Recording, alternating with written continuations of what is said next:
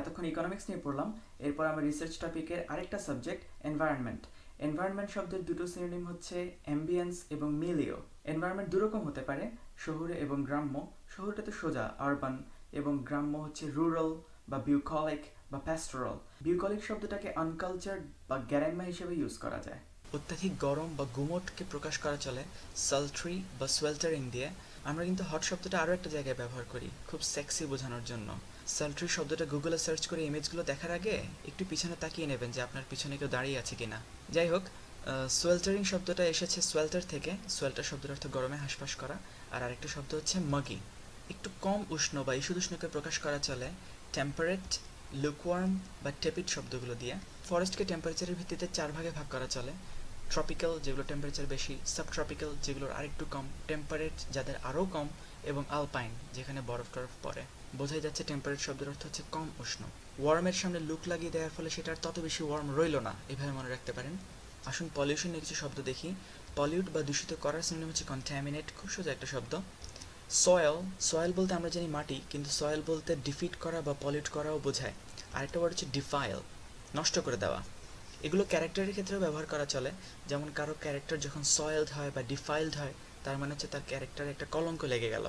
স্কোয়ালার শব্দের অর্থ হচ্ছে বর্জ্য, সেখান থেকে স্কোয়ালিড শব্দের অর্থ হচ্ছে নোংরা।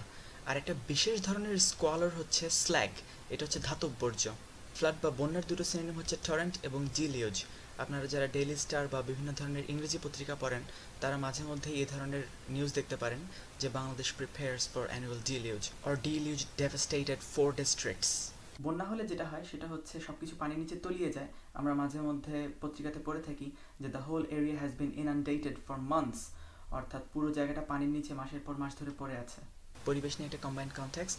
Rural ambience is indeed fantastic, গ্রামের পরিবেশ আসলে চমৎকার।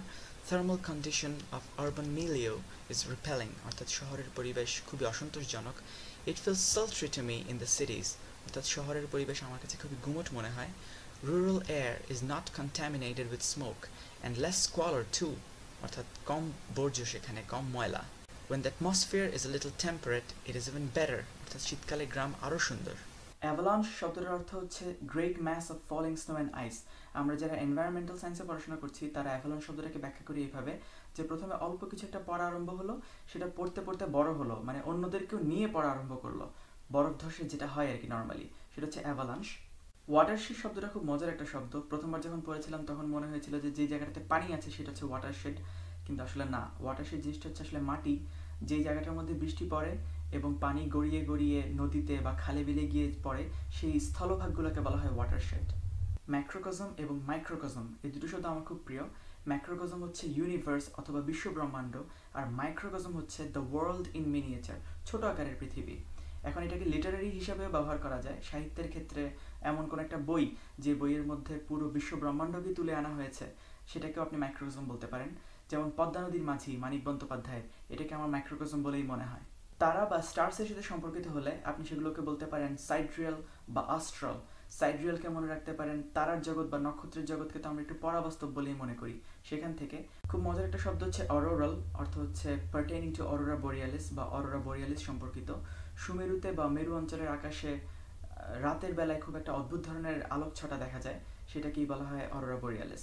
যদি কেউ না দেখে থাকেন তাহলে এক্ষুনি অরোরা বোরিয়ালিস লিখে গুগল করেন, দেখবেন কি অসাধারণ খেলা দেখা যায়।